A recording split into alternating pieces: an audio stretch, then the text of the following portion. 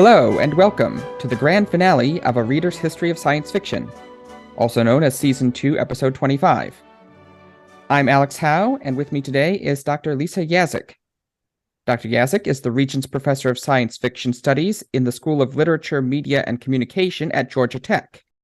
She received a bachelor's degree from the University of Michigan, Ann Arbor, and a PhD in English from the University of Wisconsin-Madison. She has written several books about science fiction, particularly focusing on recovering lost voices from the past and discovering new voices around the globe. Hello, Dr. Yaszek. Thank you for coming on the show. Hi, Alex. It's great to be here today. So, briefly, what is your background in science fiction and then studying the history of it? Right. So I have been a science fiction fan like all of my life. Literally, my very first memory is watching Star Trek reruns with my parents and eating carrots out of our organic garden. So I was obviously destined to either be a farmer or do something in science fiction, and we see which path I took. So like I said, I grew up with science fiction, always loved it, thought it was great. My parents were really indiscriminate and mixed mainstream literature in with science fiction. So actually, for a long time, I think I thought all literature was science fiction, or at least a lot of it.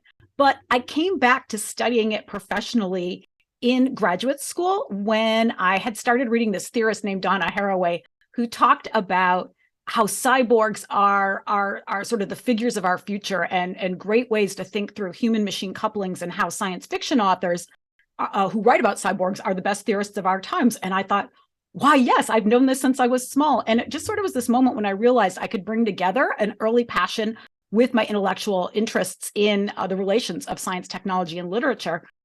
And that was an amazing moment. And I have to say, it didn't hurt that I literally lived 2 blocks away from WisCon, the largest and oldest feminist science fiction convention in the world. So I was really getting a chance to interact with scholars and fans and authors at the same time that I was beginning this career myself.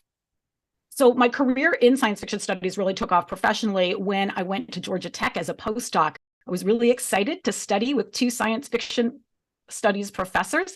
And of course, they both left the year I got there. But the great thing was they were both incredibly generous with their time and energy, even though they were no longer employees at Georgia Tech. And they really worked a lot with me. And eventually I was fortunate and I got offered a position at Georgia Tech, a full-time position doing science fiction studies. And it's been history. The rest has been history since then. How does a science fiction studies program come about? So a science fiction studies program usually begins just as a few courses. One of the things you'll find is that while there are hundreds, if not thousands of us who are researching and creating science fiction in academic communities, there's actually surprisingly few formal programs to do that kind of, to support that sort of work. Usually it's done, you're one person within, for instance, an English department, or maybe a mass culture studies department, or perhaps you're even a physicist by day who happens to use a lot of science fiction in their classes to help dramatize scientific ideas and to get students sort of speculating on their own about the future of science and technology.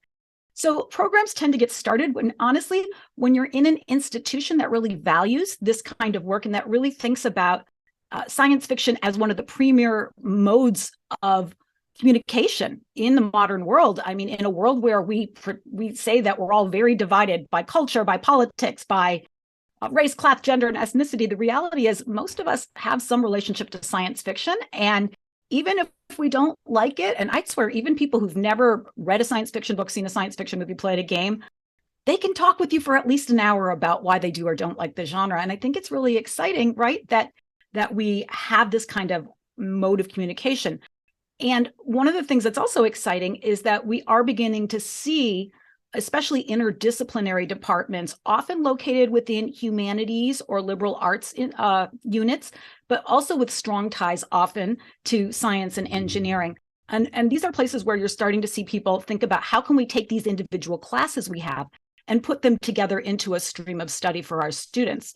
So for instance, at Georgia Tech, we have a science fiction studies minor. And it's very popular, as you can imagine, and not just because students want to do something different than science or engineering, but because they see this as a way to start figuring out, like, how is it that the rest of the world sees my profession and the kinds of things that I'm interested in?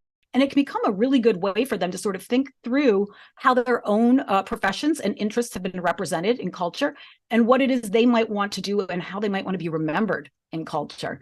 So the best example I have of this is I had a woman in my minor who worked with me on my first Future is Female book. And this was a book where we're recovering the history of women's science fiction from the 1920s to the 60s. And she was a biomedical engineering major and a science fiction studies minor. And when she graduated, of course, I took her out to lunch to celebrate her accomplishments. And I asked, what are you going to do when you grow up? And she said, well, I didn't know for a long time, but this year it all became clear to me that I absolutely have to go into new reproductive technologies, because if I've learned nothing else from reading science fiction, it's that ain't no one going to do it unless sisters do it for themselves. And I just thought that was really cool, right? So how this exposure to this stuff can help shape your career and what you're going to do with it. Plenty of other students I know take things like these classes in these minors, and it's a cool cocktail party conversation, great employment conversation. And I even remember my dad saying this once when I went to Georgia Tech, and he said, oh, good, you're going to make sure all those engineers have something interesting to talk about when they come and intern with my company. And, I do think that is part of what we do. And making people more interesting is not a small thing. I think it's great. So we've got a minor. There are other programs that there are graduate programs that have tracks of science fiction studies within them. And that's more common, is to just have it be an area of inquiry within a larger program, I think. Having said that, there are a few degrees out there. The University of Glasgow has a master's degree in fantasy studies, which I think is super cool. I asked you on the show because you study emerging voices, and I wanted to wrap up this podcast with an exploration of where sci-fi as a genre is going in the future. I've been trying to do that throughout this season, and I've picked up on some trends, but I don't have the kind of systematic perspective that you do. And I'm going to change up my order a little bit, because I feel like in some ways we are living in a sci-fi world these days, and the big issue right now is AI. Right. Yeah, absolutely. Right. And of course, science fiction authors have been writing stories about artificial life forms since the early 1800s, right? Just as scientists were building the first sort of automatons, right? Was it the chess playing Turk, which actually turned out to be a fake, but people were excited about these possibilities, right? And as early as, I think it's the 1830s, you have E.T.A. Hoffman's The Sandman, which is a story about a young man who goes mad because the object of his love just doesn't respond to him correctly. And of course, what we eventually learn is she's a wax doll that can speak. And it's her sort of limited repertoire that's causing the trouble here, right? And it's a story that really establishes AI and robots and artificial beings as the uncanny valley, as almost being like us, but not quite. So I think we've been seeing stories like this forever. Obviously, in that story, the robot has a very limited AI, if any at all. But we've had other stories about robots who have sort of fully developed consciences, much like our own, since at least Carl Chapek's RUR, Rossum's Universal Robots from the 1920s. And of course, who can forget the Evil Maria from Fritz Lang's Metropolis as well, which is such a marvelous visualization of especially the evil robot for sure. So I think science fiction authors are so well equipped for this moment when we're grappling with all of the marvelous things that, for instance, ChatGPT can do, the marvelous things we can do with AI art, and the ways that all of a sudden these sort of technological modes of creation are available to a lot of people who wouldn't normally have access to them, right? I don't want to say these are democratic technologies, but it's pretty easy for anyone to set up a ChatGPT account right now. That will change once they start charging us. But for now, everyone can enjoy, right? Or be terrified, however you feel about it. But yeah, so I think it's, science fiction authors have been writing AI stories for a long time. And especially since the 1980s, right? Since the rise of global computing, and since essentially William Gibson imagined capitalism would come to life through two AIs named Wintermute and Neuromancer. But it's interesting how in science fiction, we often either see AIs as either friendly helpers, like C-3PO, right? And R2-D2, or rampaging robots like the Terminator. Or we see AIs as gigantic global threats. I'm thinking of like Skynet from Terminator, for instance, right? Or sort of helpful ethereal beings like Samantha from Her, perhaps. And what's interesting, of course, is that the AI we're getting is probably actually closer to Samantha than it is to the Terminator, at least right now. These feel like much smaller and more intimate technologies, although of course we know they have pretty world-shaking consequences. We could talk, for instance, about lots of AI doctored imagery of politicians and artists right now that can be very confusing and misleading, although also joyful. I'm thinking about the amazing AI generated picture of the Pope in a great big white puffer coat with his big cross. Like, there's something cool and fun and really joyful and exciting about that, right? But when reality is misrepresented in some dangerous ways, I think we get a little scared. So I think it's no surprise that this is the moment people are turning to science fiction and thinking, well, what are the scenarios that authors and artists have thought through before, and how have we imagined dealing with our AI?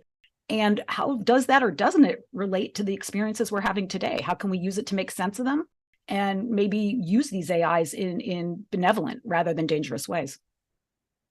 The entire field of AI is fascinating, and of course it is playing into science fiction. There are a number of people in the AI industry who literally believe that Skynet is coming. Well, Bill Joy's been saying that since 1996. So definitely. People have always said that for sure, that Skynet is coming. I know some AI developers and programmers, and one of the things that always strikes me is it's actually very difficult to build an AI that would seem sane to us. Apparently, it's much easier to build an AI that seems insane or that we actually do drive insane.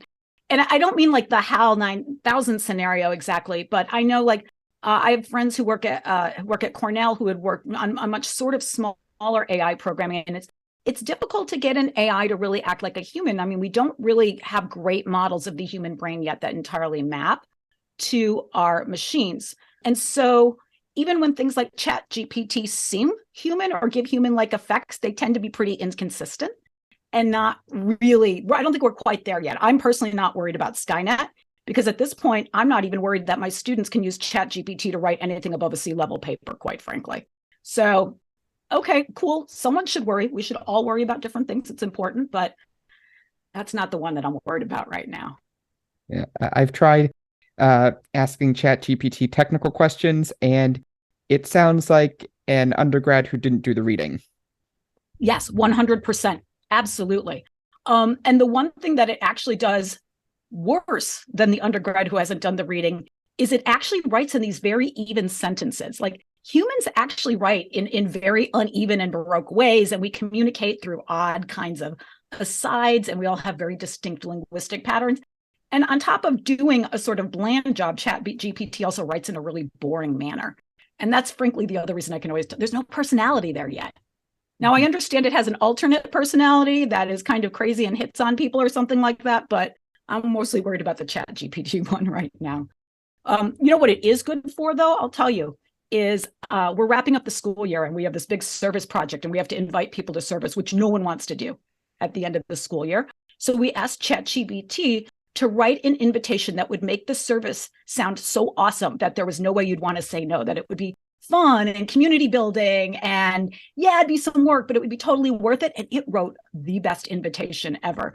I think we maybe changed 4 words before we sent it out. So, and that's right. That's what our technology is supposed to do in its most utopian moments. It's supposed to make our life easier.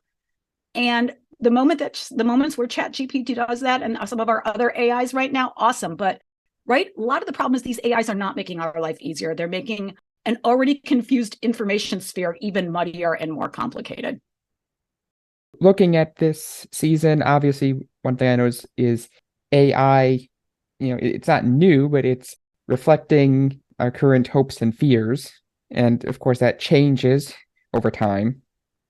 Another thing that is becoming a big deal in science fiction, and we discussed this in our preliminary talks, is what in mainstream science fiction is sort of siloed as solarpunk and Afrofuturism, which are related, but are generally treated as somewhat separate. But right. You have a little bit of a broader perspective on that. I do think that they are separate storytelling genres, in that you can certainly write Afrofuturist or African futurist stories that are not solarpunk stories. There are plenty of Black authors who are telling Lovecraftian type of tales, or straight up space opera tales, right? And there are lots of people writing solarpunk who are not necessarily of African descent or who live in Africa currently. I will say there is a tendency for solarpunk fiction to be written by people from both the US and the global South. And I think that there's a simple reason for that. And that's because the sun is a plentiful resource in many of those areas. So to the extent that lots of Black people are associated with the global South, yeah, there's going to be that connection there. And there is absolutely a rich history of Black authors writing solarpunk stories. We can go all the way back to the early 1900s and look at Pauline Hopkins' Of One Blood, which was a serialized story that ran from 1902 to 1903. You could look at Roger Sherman Tracy's The White Man's Burden, a satirical novel from the 1920s, or even go to George Schuyler's Black Empire, which again was another serialized story, and this one was from the late 1930s. And in every one of these cases, these authors are imagining futures where Africa rises again, or rises, depending on how you want to put it, but definitely futures where African people and Afro-diasporic people are leading the way to better and more equitable futures based largely on rethinking scientific and technological development through the use of blue and green technologies, rather than just what we might call gray or traditional industrial technologies, for sure. And I think that that makes a lot of sense, especially in the early 20th century, when you've got authors who are looking around at what Black people are doing, especially in the Great Migration, as they're bringing African and U.S. Southern agricultural techniques north with them and using them to take the sort of most environmentally devastated parts of cities, the only places where often Black people could live, and to turn them into oases, food oases, cultural oases, et cetera. So I think it's no surprise that you're going to then see that dramatized in these stories. And again, like I said, Africa's got a lot of sun, so it's no surprise you're going to see a lot of these utopian empires set there in these solarpunk futures. Those kind of stories continue today. And interestingly, today, when we see these stories, they tend to be less linked to the idea that, oh, Africa is the natural place to go for solar power because there's a lot of sun, and more linked to the sense that African nations, especially those that are emerging now as economic and scientific and technological powers in their own right, and that would include many nations in Africa over the last 40 years, that these are countries that have watched the rest of the world go through oil-based economies. And they're often very skeptical about just jumping right in and doing the same thing over and over. So, for instance, I follow the blog of a scientist from Ghana who talks a lot about Ghanaian investment in nanotechnology and in solar technologies, and that, you know, there are countries thinking that these are where these futures are. So I think it's no surprise that we're seeing a lot of both African and Afro-diasporic science fiction, again, right now, another boom in these sort of thinking about blue and green futures, because these are people and cultures and nations that are coming into the world economy at a different point in time and thinking about what's the next step after the oil economy. When we talked before, I don't think you mentioned anything as early as 1902. That's earlier than I expected. Oh, yeah. Isn't that really cool? And again, I think that it's no surprise you really see this again, literally at the moment when the Great Migration starts. And like I said, that Black people are really building these food oases and cultural oases for sure. And not surprisingly, it's not like Black authors are publishing these stories in Argosy magazine or later on Weird Tales or Amazing Stories. They weren't, even by any stretch of the imagination. But these stories were being published, generally speaking, in African-American newspapers, through African-American presses, in story collections for other Black Americans. So I don't know how many white people would have been reading Of One Blood when it first came out, because it was serialized in I think the African-American newspaper it was called. And then the same thing for the Charles Schuyler novel, which was serialized in the Pittsburgh Courier, which was the largest African-American newspaper in circulation in the world. I think that's still true today, in fact. So yeah, it's interesting. Those stories are there, and they're there very early on. They're just not being published in the same venues where white authors are publishing their work. You know, telling that story I'm reminded of Mary Robinette Kowal's The Calculating Stars, Yes. where Elma says, I called all the pilots in town, and I think it's Myrtle says, no, you called all the white pilots in town. Yeah. Wow. Yes. Wow. That's really great. I love that catch there. I think that that's definitely true. I'm glad to think that the kind of recovery that we're doing right now, finding these stories that scholars are doing, it's interesting that it matches the kinds of storytelling that authors are doing right now. Like, what are the things we haven't thought about before? Who are the other people who can contribute to building new futures, who have been left out of the future in the past? There are a number of ways to look at this. One of them is I interviewed Farah Mendlesohn at the beginning of this season, and she talked about the distinction between Afrofuturism, which is primarily written by the African diaspora, and African futurism, which mainly comes out of Africa directly. Yeah, I think that that's a really important distinction. And I know that when you speak with authors, they think it's an important distinction as well. I do a lot of work with the local Black science fiction community here in Atlanta. And my friends have told me, like, when they put together anthologies, they've done collaboration with other authors, across Africa. And it's always really interesting because everyone goes in sort of ready to work on this project together. And then you realize as you start talking what very different experiences, right, Afro-diasporic and African people have had. And that thinking through and moving past the legacies of slavery versus colonialism are actually pretty different kinds of activities. And it should make sense. Why would we assume that all Black people would write science fiction the same way? That's weird. That's like assuming all white people would do that, or all women, or that all Catholics think the same way, or all, Republicans. I don't know, pick a group, right? People are diverse. But for sure, I do think there is a tendency for those words to slide around. And the reality is authors and artists use those words in ways that slide around as well. I've seen African fashion designers, for instance, really grab the language of Afrofuturism because it makes sense and it's language people already know. And I remember Bill Campbell, an American science fiction author, said this once. He's like, well, maybe it's just a marketing term, but if it's a term that works and gets people's interest, great. But then you also have someone, right, like Nnedi Okorafor, who is a Nigerian American who's very insistent that there is a real distinction between Afrofuturism and what she does, what she calls African futurism or African juju or juju futurism, depending on her moment. I think we're settled on African futurism now. And, we can make this even more complicated if we start to throw in people from other countries who have ties to Africa. So Minister Faust, the Kenyan-Canadian author, he doesn't like any of those terms. He either likes Afrocentrism versus Afrocentrism, which I think is pretty cool, actually. And I think means the same thing that Okorafor is getting at, right? So Afrocentrism is stories that are oriented to Africa. Afrocentrism are diasporic stories. But all in all, he says all that, and then he says, I don't write any of that. I write Imhotep Hop.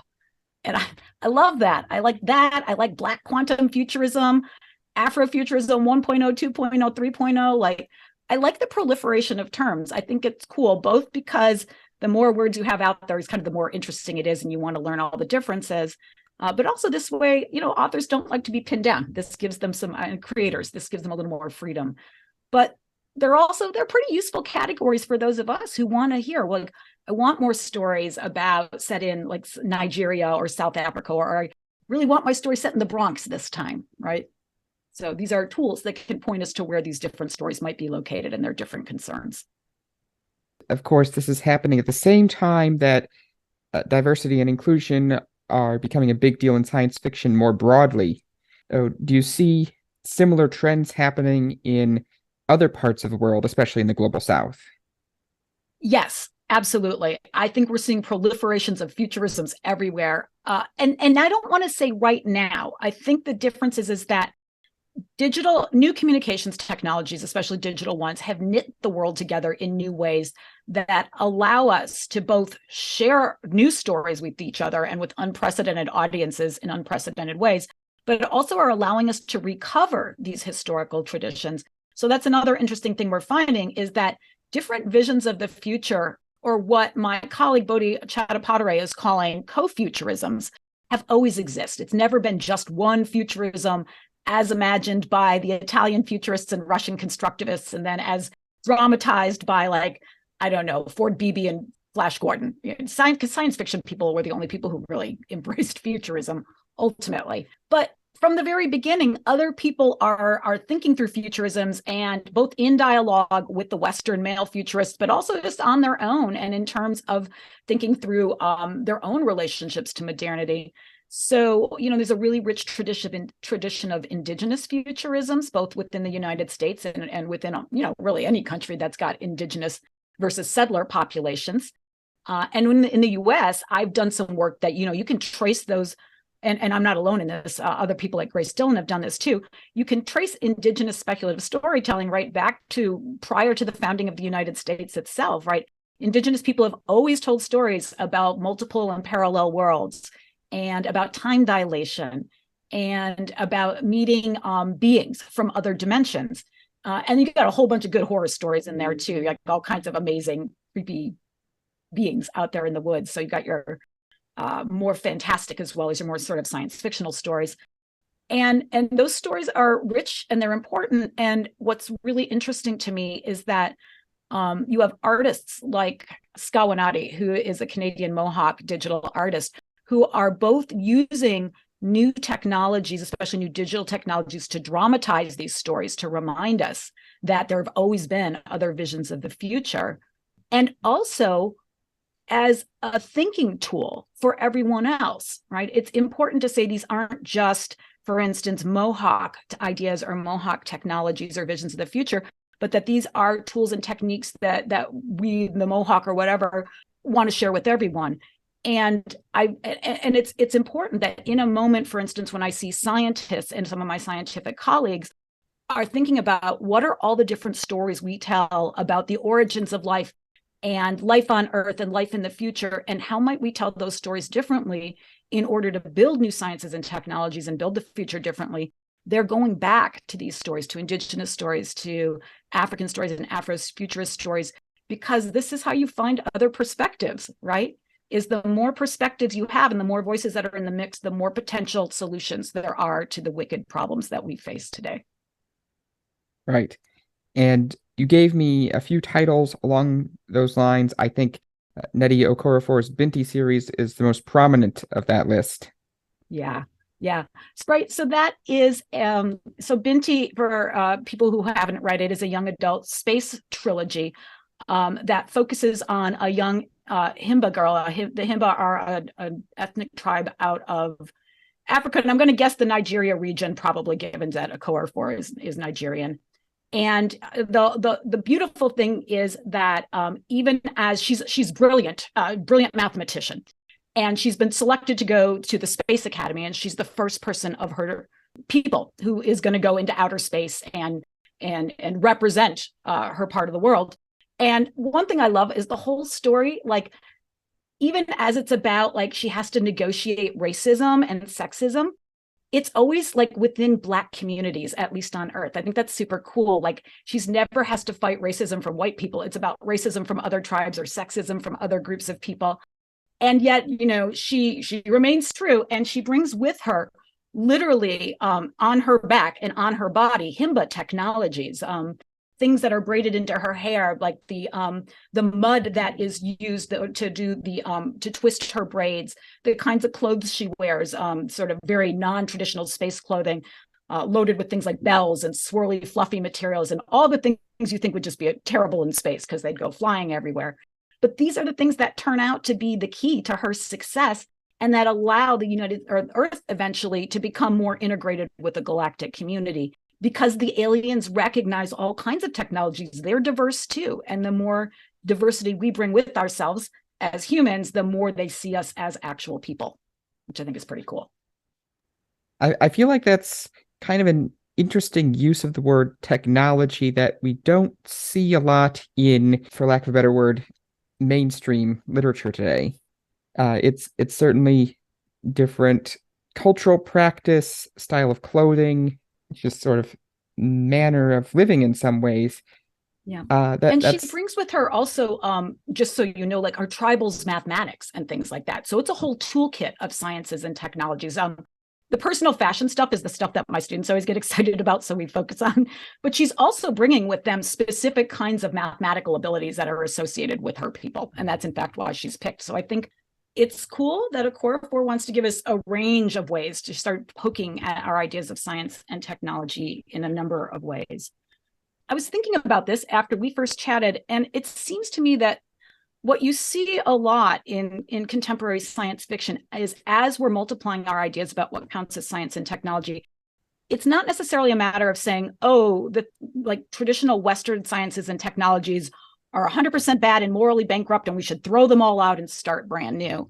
And I find it no surprise that Black and Indigenous authors and other creators of color are saying that. Because if you've been in a culture that already has had your sciences and technologies thrown out, you might want to try to do better the next time, right?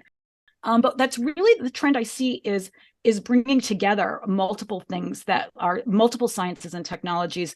And as you said, often things that don't look like science and technology. Is fashion really a science or technology? To which I would say absolutely, right? Techne is a methodical way of knowing and doing things and of manipulating the world. And our clothing allows us to manipulate the social world, I'd say, in some ways. So that's important. Right? But also a lot of these stories will also include things that maybe look like magic to us as Westerners, or that have historically been treated as magic, but that may not. I think maybe what I was thinking about this, it's almost like contemporary authors are really leaning into Arthur C. Clarke's idea that any sufficiently advanced technology will look like magic, and playing with that, right? And saying, anything that looks like magic might be a really sufficiently advanced technology that's going to help us win the future and can be used in these very methodical ways. And I think another kind of cool example of that is Nanobah Becker's The Sixth World. Was a short science fiction film from, I think, 2013. And it's a future where the Navajo have taken over the space industry, which I love because we have no idea how they got there, but cool.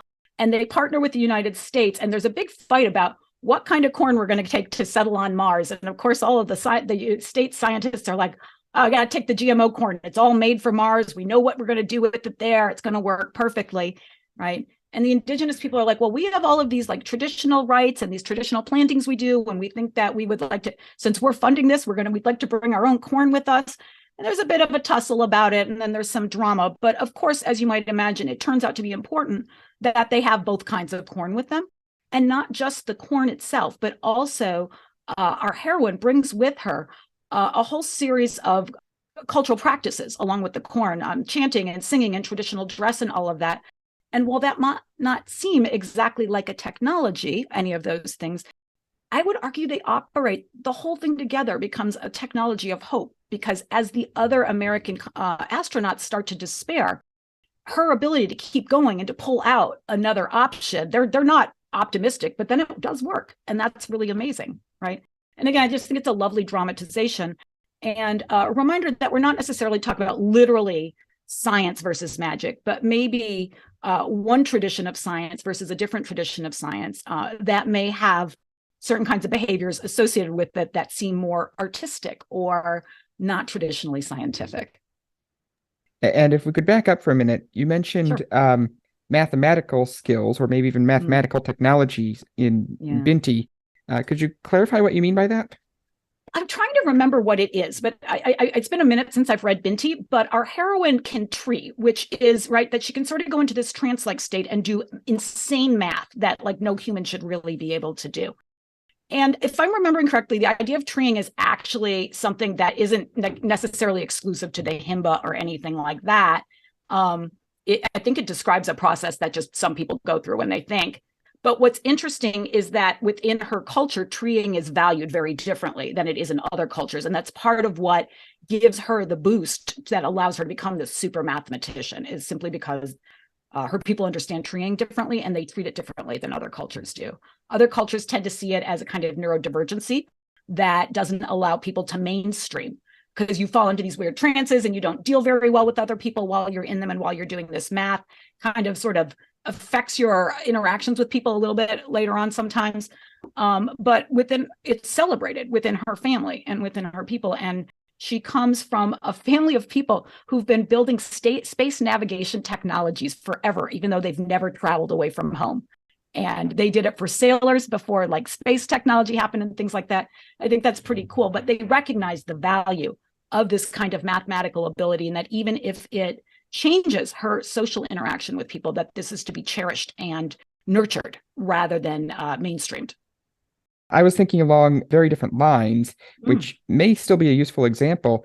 I was thinking of the Inupiat people of Alaska, who have a base 20 number system that's written with horizontal and vertical lines, and it's written to make arithmetic very easy because it's sort of like algebra where you can cancel out digits and still get the right answer. Oh, right. Oh, that's cool.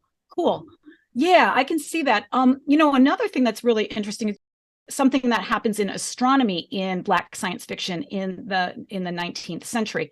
So one of the things that we see in the 19th century is that as both white and Black creators are writing what's going to be known as science fiction, they have to create all the characters we know and love, including the heroic scientist. And white authors tend to use Thomas Alva Edison as their model for the heroic scientist, which makes sense. He was in the newspaper all the time, certainly the best known scientist probably prior to like the Curies, at least for white people, right? This takes us back to that sort of move in the Cowell book here. If you look elsewhere, there's another very famous scientist who has long inspired science fiction, and that was Benjamin Banneker, who was a colonial era free Black scientist.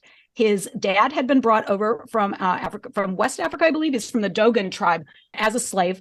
And his mom's family had bought dad. Mom and dad fell in love, and mom's like, hey, let's free you and get married. And so they were this interracial couple. And what was really cool was his mom was really interested in preserving the family's African traditions and heritage. And she made sure that the kids were trained in Dogon astronomy, which was at that time, it was like the best system of astronomy out there, like just precise in ways that no one else could manage. And at the same time, Banneker was also trained at Quaker schools. So he had both traditional Western education and a Dogon scientific education. And he put those two things together to publish what was hands down the best-selling almanac ever in colonial history. He way outsold Ben Franklin because his tide tables were unbeatable. No one could predict the tides like he could because of the way he was mixing these traditions. And that's cool, right? Because that's like a real world example of this. And what's especially cool is that later on by the way, he took all the money, the proceeds from the almanacs, and put them into the abolitionist movement, as you would expect a heroic Black scientist to do. He also publicly fought with Thomas Jefferson about the intellect of Black people. So that was he really was sort of a defender of things. And not surprisingly, you'll find that the minute African Americans start writing science fiction revolving around heroic scientists, they're telling stories about characters who seem a lot like Benjamin Banneker, who are always really, really good with astronomy, better than anyone else, very intuitive about the ability to mix African and American methods of agriculture or technology together. And so it's sort of exciting story type that you have right from the beginning. So we've got the Edisonade, and we have what I like to call the Bannekerade. So these sort of stories of heroic scientists. Yeah, another point of this talk of all these different futurisms that I brought up in our previous discussion is it feels like the development of microgenres in science fiction, which is something that's well known in music. And if listeners listen to my episode about cyberpunk variants, the punk genres sort of have their own microgenres. So punk is an area of sci-fi where you can say, I want Art Deco, not Victorian, or I want nanotech, or I want biotech, and just the one or both. Yep. And I think that it's the same thing, absolutely, with the futurisms, right? Is that you want to, you can take a tour of the world, right? I want to go across the world and look at other people's futurisms. I want to dive deep into my own land and see the futurisms of indigenous versus settler people. And right now, the one kind of futurism that no one's been talking about has been feminist futurisms. And that's something that I'm actually starting some work on. And I'm actually going to talk about that at a conference next week. So I think we can cut this in all different kinds of ways. Oh, and my students found queer futurist traditions as well. So yeah, I agree. There's 100%, there's all these micro traditions springing up. And it's fun because it's often cool. Like I think this is true with cyberpunk or the punks as well. It's fun often to jump from one to another. But what's also interesting is that while they'll all have things in common, you can develop like really intense feelings about what you do and don't like, right? Like just like you can be like, oh, I love nanopunk, but splatterpunk never going to happen in my world, right? Or atom punk just can't do it for whatever reason. And I think it's the same with the futurism. Some futurisms feel often they're even as they are sort of rethinking the relation between, I don't know, the West and the rest, or whatever you want to say, there are real differences as authors bring their own cultures and their own styles into them. And people have opinions about it. So I think a great example is I just did a unit on Atlanta futurism, talk about a microgenre, right? But it's a real thing, and it's written up in the papers, and there is a whole movement, and I'm actually part of the Atlanta Futurist group. But what I find is, and I think it's so exciting, I love seeing the city around me being turned into art, right? Both literally and within stories. But I find when I give it to my students, they're extraordinarily disturbed, and they just can't do it. They're like, we hate it. And I'm like, why? And they're like, we can't get into the story because it's like, all of a sudden someone's at Atlantic Station and I'm thinking, oh, I got to go back there and return some shoes to Foot Locker. And so they just get thrown out of the story, which I think is really funny. And that's a funny reason why you might like or dislike a kind of futurism, because it's too close to home, maybe, or to your personal experience. But I think it's a great example of that point, right? Because these are all students who sure love Afrofuturism and Indigenous futurism, but no Atlanta futurism for them. No. I wonder how New Yorkers feel about the many stories that are set in New York City. Yeah, I wonder about that too. And in particular, I'm thinking recently, right? Like Stan Robinson's, was it New York 20? I can never remember what the date is, but the New York underwater story. Mm-hmm. And N.K. Jemison's The City We Became. I don't know if you've had a chance to look at that, but what a cool story. Not. I was just talking about that with some of my students. Yeah, the conceit is that every great city has a soul and comes to life after a certain threshold is set of, people and art and events and culture and history have happened. But of course, there are forces that want to stop cities from coming alive. And some cities make it and some don't. And The City We Became follows the story of New York coming alive. But New York has a special problem because it has 6 consciousnesses, one for each borough rather than just one. And of course, because they're New Yorkers, they all dislike each other immensely and they don't want to work together. So, or some do and some don't, but that's sort of where the story goes. I feel like it's a real love poem to the city, but I don't know. I love seeing my own cities I've lived in. Of course, I lived in Detroit, so I get all the good cyberpunk stories, but I think it's cool. So I don't know how other people feel. I've not heard of that story. I did read a novel, which was an urban fantasy novel with a similar premise. It was The Shambling Guide to New York City by Mur Lafferty. Cool. About 10 years ago. Yeah. Interesting. Yeah. This story is recent. The City We Became stuff is just in the last few years. There was a short story out 3 or 4 years ago, and then the novel just came out a little while ago. But yeah, people have always liked stories about sentient cities and moving cities. I think James Blish's Cities in Flight. The cities aren't sentient, but they do fly, and that's cool, right? But yeah, we like stories about things that come to life and talk to us, but that's very science fictional, right? To imagine that Gaia is real and has things to say to us, or like in John Varley's the Wizard and Titan books, right? Where it's Jupiter, I think, has a personality and it's kind of nuts. And woe to the humans who go and deal with it. I think it's Jupiter, but it's one of the planets that they're on has a personality, and it's very difficult to deal with. And of course, there's Philip Reeve's Mortal Engines. Yes, of course, right? We just had a big movie for that. And if you're talking about planets, there's even C.S. Lewis's Space Trilogy. Yes, yeah, and that might be one of the first sentient planet stories, I think. But those kind of sentient location stories, right? Those go all the way. The genus loci story, or loci, I never know which way to pronounce it, but whatever you guys want, it's Latin. Take your pick. We get to say it however we like, right?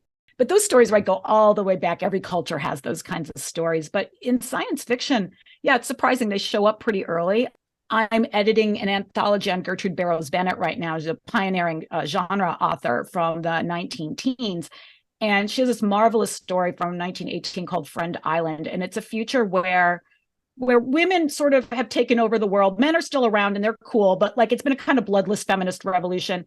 And she's telling a story about like back in her youth when she and a male soldier or sailor got shipwrecked on an island.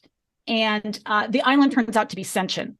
And it's named Nnedi, and it's a lady, and it has really refined sensibilities. And even though our Mariness is kind of a working class woman, she understands like what other women want, and she's very respectful. So the island treats her well and feeds her and gives her nice beaches and things like that. But the guy, he just doesn't understand what a lady needs, and he swears a lot. So Nnedi throws coconuts at him and refuses to feed him anything.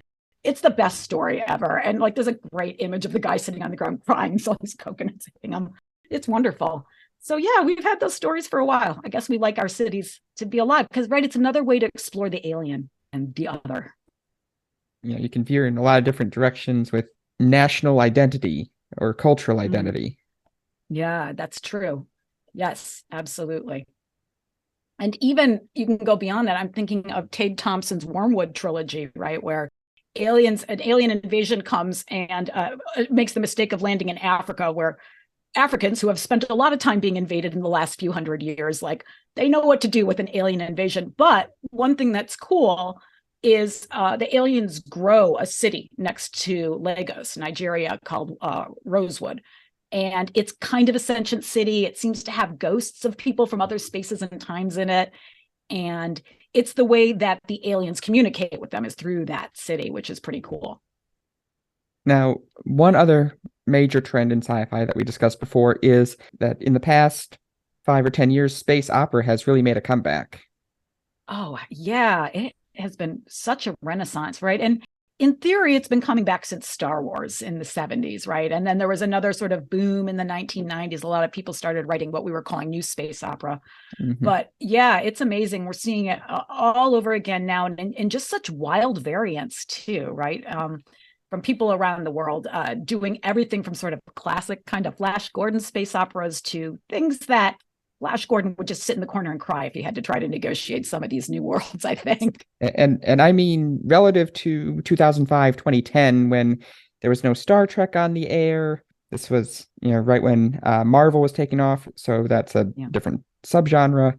Right. And then, since then, there's been this major renaissance. So I'm wondering, what do you think is driving that? Oh, well, I think that the renaissance in the space race, right? We're in a new phase of the space race here in the United States and across the globe. In particular, of course, as we see the privatization of the space race, as people like Elon Musk and Richard Branson and forgetting Jeff Bezos, right, all throw their hats in the ring and are claiming, in fact, to be inspired by science fiction, right? Like all of these capitalists and investors are very vocal about how watching Star Trek or reading Doug Adams' Hitchhiker's Guide or listening to it on the radio inspired their connection to the space race right now. Personally, I think they're all actually a lot more like Dee Harriman, right? Like Robert Heinlein's The Man Who Sold the Moon, right? Because they're all good private capitalists who want to really take the space race out of the hands of the government and into the private sector for a variety of reasons. And we'll just put that right there. Hard stop. Yes. For all he claims to be inspired by Douglas Adams, Elon Musk feels very Robert Heinlein. I think so too, 100%. And he's actually said he likes Heinlein as well. I just think he tends not to lean as hard on that one because although, the thing is, Heinlein really did believe in the creative capitalist. Like he really thought you could have these like well-intentioned capitalists. Like he really bought the American dream, right? And it would be great if we could have people like Dee Harriman for sure. He doesn't seem like a terrible guy. But, we also have had a renaissance in the government-funded space race as well. We have private billionaires who work with the government on the space race as well. So not all private billionaires are going for private work, right? And of course, we're seeing countries around the world either beginning to build their own space programs or reminding us that they too have always been part of the space race. And I think this is one of the things that we forget that science fiction is doing a great job of reminding us right now, is that the space race was never just the United States versus the Soviet Union. the Soviets and the US, we employed people across the world to build listening stations and watching stations, to take readings for us on satellites, and to help manage communications about what different programs were doing. So Nigeria, for instance, has always been involved in the space race and has had its own space program for, gosh, I think like 3 or 4 or 5 decades now, in fact. And I love this. Actually, when Deji Bryce Olukotan, he's an African-American author who has written a couple, I'm going to call them space opera novels, where Nigerians go to space. And he said he actually, when he started writing it, it was kind of not exactly a joke, but a wish. He said, his family is Nigerian. He's like, oh, what if Nigeria had always had a space program, and what would that be like, and how would Nigerians go to space? And he was drafting that novel, and he went to visit family in Nigeria, and he was telling them about it. And they looked at him and said, we have had a space program for decades now. And he's like, what? And then it turned out, he starts doing research on it, and it was almost like there were beats in it that were literally like what he was writing. So, good on him for doing really great logical extrapolation. But he also said it was kind of paralyzing for a while, because he was like, am I writing history or am I writing a science fiction novel? But eventually he gets it sorted out. And I think that's cool, right? Because if you go and read these stories, all of a sudden you're like, I learned all kinds of stuff. And then I dove into the internet, and I'm like, I have to learn now about the Nigerian space race. Like, I love that about science fiction. And it's something I love with the new space race stuff, is it really makes you rethink some of your assumptions about history, as well as the present and the future. Yeah. And, just by the physics involved, 50 years from now, there's a non-trivial chance that the greatest space power in the world will be Indonesia. Right. Yeah, that's really interesting. Why is that? Why are people predicting Indonesia? Well, I'm predicting Indonesia. Ah, okay. Because it is the most populous country, or one of the most populous countries on the equator. That makes sense. Absolutely. So the premise of Nigerians in space that's just the building of the Nigerian space program. The second book in that series, after the flare, is there's a solar flare that knocks out electronic communications everywhere except some parts along the equator. And that's part of how Nigeria rises to prominence in the space industry. And everything orients to the equator. And so all of a sudden, all the other countries are sending people to equatorial countries, and we're sort of rebuilding the future from there, which is kind of cool. The other thing I really like that's happening in space opera right now is I think women are doing some really crazy stuff with space opera that are really, really exciting. I think a lot of people obviously know about Becky Chambers' A Long Way to Small Angry Planet series, which does such a great job of telling the story from the perspective of small people, and of imagining a world where you have all the elements of space opera, galaxy-spanning drama, humans meeting aliens, the threat of total war, but then she'll just skitter away from the war, or the war never happens. Like, I love how it sort of turns it inside out. I think that's cool, right? People love Anne Leckie's Ancillary Justice series. How fun is it to tell a space opera from the perspective of the ship? That's great. Like, what a smart idea. And it makes you realize how often on Star Trek, the poor Enterprise never got to tell her own story, right? But my favorite 2 space operas right now are probably Cameron Hurley's The Stars Are Legion and Aliette de Bodard's Ships series. And I don't know if you're familiar with either of these, but they both really radically reimagined the line between biology and technology. So in the de Bodard series, humans have gone to space, and we've taken one of 2 options for getting through like long-term travel, because we don't have faster than light travel, because it doesn't exist. So it turns out we can do one of 2 things. We can put everyone in cryo sleep and just ship frozen bodies, for centuries till they get where they're going to go. Or we realize there is a way to engage this sort of hyperspace, fantastic, non-scientific space here. And we can sort of fold space and move through space very quickly. But the problem is, the only way we can do that is for human women to bear ship brains. And it's funny, I was telling my husband about this story. He said, sounds good to me. Why wouldn't we just, if we could have babies that could be ships, that sounds so much more humane than freezing people and unfreezing people. And I'm like, yes, but in order to bear a ship brain, it like literally destroys the woman and generally her family as well, because it physically destroys her, and it usually makes her lose her mind. And he's like, well, then we would never do that. And it's like, but if you have to beat someone else at the space race, maybe you would. And it's a series of stories that I think are really interesting in terms of dramatizing the tension between traditional ways of thinking about space and then asking ourselves, what lengths would we go to come up with alternate solutions if they were better? And, it's a fascinating series for sure. And then Cameron Hurley's The Stars Are Legion, sort of a similar vibe, although I don't even know if they're humans. They are people living in some maybe far future, definitely not our galaxy. They seem to be all women as we understand women. And they live in these living ships, these living planets that are bioengineered ships. And the way that they keep the planet ships running is that every now and then when the ships need things, the women just get pregnant and you never know what you're going to give birth to. Might be a human baby, might be a wheel, might be an engine piece. You just don't know. And it's cool because they love all their babies equally, even though they're all very different.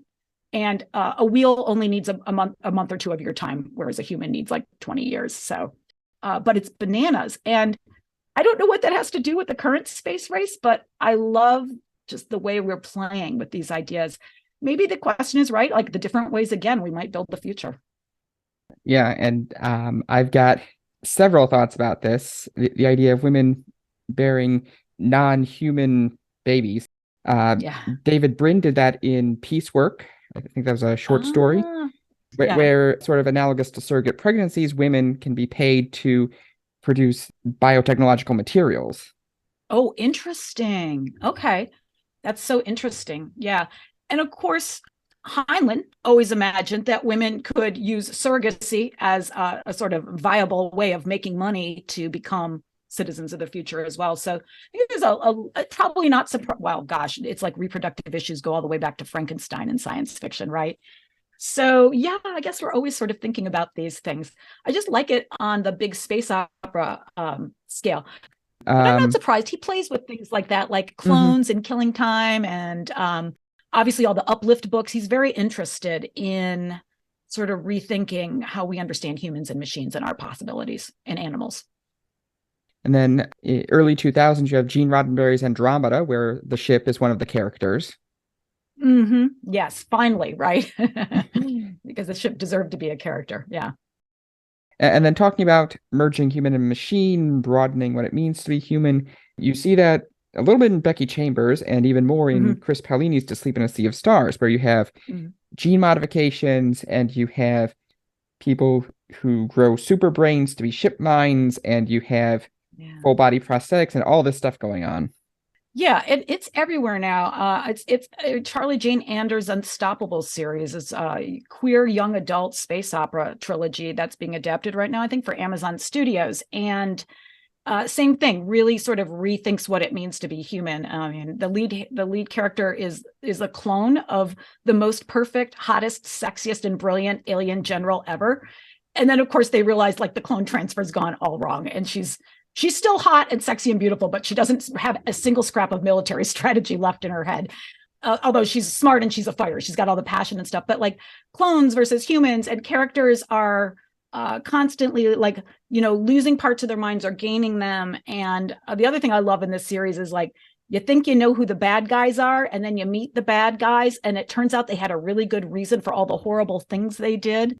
And maybe they're not the bad guys, they're fighting another set of bad guys. But my favorite part in that one was that when the story starts, our human characters go out into the universe and discover this great big galaxy. And they immediately perceive a kind of discrimination that they've never experienced on Earth, which is the discrimination between symmetrical sentient beings and asymmetrical sentient beings. And they're like, why are there so many more symmetrical than asymmetrical beings? And why is everyone so horrible to the asymmetrical beings? And then, of course, as you move through the story, you learn that it wasn't originally like that, but that is a sort of almost aliens kind of scenario where or a Lovecraft scenario where there was a previous race that actually engineered all the current races. And there's a reason why they engineered for symmetry over non-symmetry. And it's not a good reason for any of the symmetrical beings. They're all basically pieces and cogs in a super weapon, is what it turns out. So the asymmetrical people are really happy once that shows up because they're not cogs in the weapon, right? But I love the way that twists and turns around. And again, I just thought it pushes at our ideas about, what's human and what's crafted, or what's natural and what's crafted, what's human, what's not. Yeah. All of those good questions. One other point about space opera, you define space opera as having a major component being war or the threat of war, which I found interesting because obviously Star Wars is a space opera. Star Wars was literally based on Wagnerian operas with these larger-than-life heroes with mythical ancestries and whatnot. Right. But you also have Star Trek, which is a classic space opera, and Star Trek introduced the Romulans pretty quickly, introduced the Klingons pretty quickly, but the central premise was always exploring strange new worlds, which is the part I like the most about it. It's the part I liked mostly the most, although as a little kid, I loved the fights. Like, I loved that everyone fought through their own scenes, sort of dramatic and slow and cool. And I agree that it's about the context of exploration, but it's always in the context of the Cold War, right? Mm-hmm. Because the reality is, at least initially, the Klingons and the Romulans are the Soviets, and I'm not sure, I forget who the Romulans Chinese. The Chinese, yes, of course, absolutely. So I do think that threat of war is always there at the edge, and that our characters are often encountering war like other races that are warlike. Remember when the race that uses computers and they all do sort of abstract war and everyone just marches to the death chambers after when they're told they're dead. So I actually do think Star Trek was often about war, both in terms of the way the world was actually initially built out, that the Federation exists, and you understand the Federation's identity in relation to the Romulans and the Klingons, right? Just as Americans at that time would have understood their identity in relation to the Soviets and the Chinese. So I think that that's there. And I think that individual episodes are always grappling with war. So there was the one where the black and white planet fights each other very abstractly with computers. But even something like City on the Edge of Forever, Harlan Ellison's episode, I know he hated it, but I still think it's a good episode, right? And the whole point is they find this time machine and they go back to Depression era America, where Kirk falls in love with this truly visionary woman. And Spock Spock realizes that if this woman becomes the sort of leader that she's supposed to be, she's like she has this vision of world peace and also of basically Starfleet. So you can see why Kirk is in love with her, because she's right about a lot of stuff. She really does guess the future very well. But they realize that if she moves into this position of power, that we have our John Barr point, and that the Nazis are going to actually win World War II. And then then the future of Star Trek will never happen. So they have to let this marvelous, wonderful woman die. And it's all done again in the context of war. And there's this sort of sense of like the Vietnam War about this, right? Because this story is that war is hell, and it would be really great if this love interest were right and we never had to go to war again. But as Kirk and Spock reluctantly realize, sometimes you got to let wars happen to have a better future happen. Whether I personally buy that ideology, that's where Star Trek goes there. So I got bad news for you, Alex. I think it was about war more than either you or I want to admit. That's fair. So just to wrap up, are there any other areas that you think we didn't cover about where science fiction is going? That is a great question. So we've done AI, we've done the space race, and I think what else? Yeah, I've got one other thing maybe that we might think about. This is maybe not as big, but it's sort of interesting that I've been playing with is stories about reproduction and reproductive justice seem to be back on the table a lot lately. As we might imagine, this tends to happen in moments of feminist activity and feminist backlash. And I mean, literally, with the overturn of Roe versus Wade, I saw authors and artists and creators all around me all of a sudden putting together like new anthologies about the future of reproduction and reproductive justice. And I suspect we're only going to see more of those in the next few years. I know that one of my publishers had said the same thing about that as well. So I would say keep your eyes out. I think we're going to see more stories. And it may not become a genre of its own. For instance, we've already talked about reproduction folded in with like space opera stories and on robot and artificial intelligence stories. But I wouldn't be surprised if we continue to see, if we see again another sort of batch of stories really focused on those issues in the next few years. Okay. I always ask for book recommendation, and you can give more than one if you think it's appropriate. What book recommendations do you have that showcase the future of sci-fi? Oh, wow. What a great question. So, I wish you had given me some time to think about this one, because the books that showcase the future of sci-fi. Let me see. What do I have on looking on my own shelf right now doesn't help because I'm doing a bunch of history projects right now. So I've got mostly older science fiction there. But stories that represent the future of sci-fi, can I use anthologies? Because I think that really Sure. anthologies are the way to go, because they give you such a flavor, a taste of everything. And my favorite anthologies right now it's Bill Campbell's Sunspot Jungle anthologies. And Bill Campbell is the publisher and owner of Rosarium Press, which is the only global multicultural press dedicated to speculative fiction. And honestly, I think all the anthologies that he's bringing out are really great. He also edited the Mothership anthology with Ed Hall. And these are really just marvelous stories about science, technology, and race from authors all around the world and of all different creeds and colors, which is very cool. Sunspot Jungle is awesome because it, again, is really highlighting authors working to not just in traditional science fiction, but sort of trying to find ways to merge horror and fantasy with science fiction, right? Which we've always done in the genre, but that's nice to see more of. And then I've really been liking like Solarpunk anthologies. I think it's the Glass Houses or the Glass Summer anthologies. I can give you a couple others. All right, I've got some ideas here. So I actually really think that Tade Thompson's Rosewater trilogy absolutely represents the future of science fiction. It is a gigantic classic alien invasion story, right? But told from the perspective of Nigerians primarily. And of course, it's written by a Nigerian author. So we're getting classic science fiction stories told from the perspective of people who have not always been represented as the heroes of the future. And these stories are allowing us to evolve the genre in really fun ways. I had mentioned before that part of what goes on in it's called the Wormwood trilogy. And what happens right in this trilogy is the what if people who've been recently colonized were someone attempted to colonize them again? How would that go? And, the answer is it's complicated. And I think that that's cool. And I think it's really true to the experiences we have of the world, that we rarely live in fully utopian or dystopian moments, that it's always complicated. And there's often room for a little bit of maneuvering and to be a little freer and live a little longer if you make the right choices and keep your eyes open. Love that. The other thing I love about the Wormwood trilogy is it's the hurly-burly of science fiction. You have aliens, you have humans, you have robots, you have angels, you have demons, you have flying monkeys, like you name some kind of fantastic creature. You have sentient trees, you have molds that talk to you. It's amazing, like everything that could ever exist in science fiction all rolled up into one story and handed to you in this sort of beautiful bow. And I think that that's so cool. Actually, the Wachowskis do this a little bit in film as well.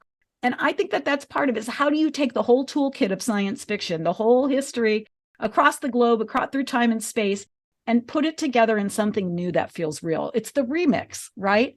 We live in a remix culture. And I think some of the best stories right now are the remix stories. So go for it. Read the Tade Thompson Wormwood trilogy. Go rewatch the Matrix movies. And I think that those are both really good examples of where we're seeing the future unfold. Okay. Lisa Yaszek, thank you again for coming on the show. All right. Thank you so much, Alex. It's been great being here. This has been A Reader's History of Science Fiction, and this has indeed been the final regularly scheduled episode. I want to thank everyone who's come on this journey with me this far. For those who picked it up in the middle, you can find my back catalog pretty much anywhere you listen to podcasts. I do still want to do some more one-off catch-ups once I have something more to catch up on, and I won't rule out more interviews, so if you're subscribed, that could still be useful down the road. In the meantime, I'm moving on to other projects. If you want to check those out, my website is sciencemeetsfiction.com, where I do book and movie reviews and occasional science posts, and where I'm hoping to step up my fiction writing. I'm on YouTube at Science Meets Fiction, where you'll find math and science-themed investigations that require a more visual angle. I've got a project coming up there that longtime subscribers will appreciate. And I am on both Twitter and Mastodon, in case one of them crashes and burns, at Sci Meets Fiction. and there you'll find posts about the latest exoplanets research and other random thoughts. So subscribe to at least one of those if you want to keep up with what I'm doing. And as always, thanks for listening.